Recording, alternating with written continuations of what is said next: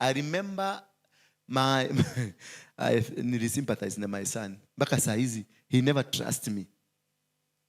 My eldest son, because aliona polisi wakiingia kwa nyumba. Tulikuwa tunacheka nao tukiwatch TV na kila kitu. Polisi walipiga tero nyumba mzima. Kijana ananiona pale nimekaa na polisi hawanioni pale nimekaa. Sasa that boy until today is very terrified.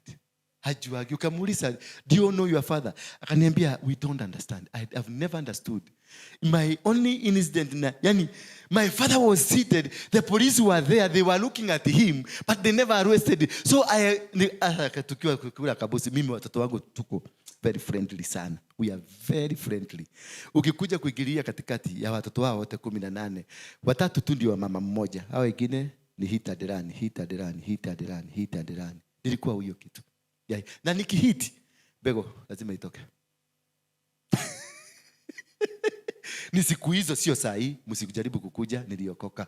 So, Bwana Yesu asifiwe sana. So my son alikaa akachungulia, he could not believe it. So he locked himself in a room, akarudi baadaye akauliza mama yake, who is my father? Akamuuliza kwa nini? Akamuuliza tu niambie, who is my father? Akamuuliza kwa nini? Akamwambia sasa he came kutuambia sasa akiwa mzima. Last year ndiye alikuja kutuambia why he was asking that question. Because hata mimi sikujua, nilikuwa sikuwa nakionekana. Bwana Yesu asifiwe sana. Mimi sikuwa najua, mtoto wangu tu ndiye alijua. Ati hawa wanatafuta baba na baba ndio yule mimi namuona lakini hawamuoni.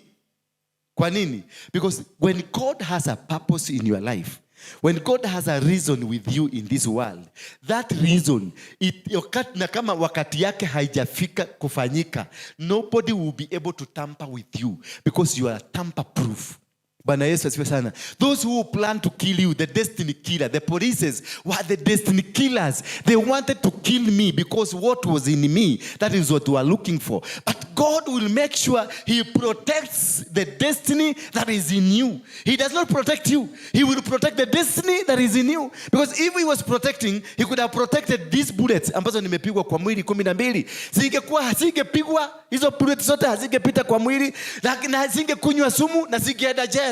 He was not interested in me. Lakini kuna kitu aliweka ndani yangu. Hiyo ndiyo nachungaga. Hiyo ndiyo ile kitu Mungu anachungaga. Si wewe tu, wewe ni mtu bure, wewe ni body, ni kibody tu. Lakini there is something that God has put in you. And that something that God has put in you, he will not allow anybody to touch on it. Wachawi watakuja, warogi watakuja, wauaji watakuja, waizi watakuja, but they will not touch you. Utawana na mume ambaye atataka kukumaliza, he will not be able to touch you. Utawana na mke mwenye atataka kukumaliza, he will not touch you. But when God will be using you, people will be seeing the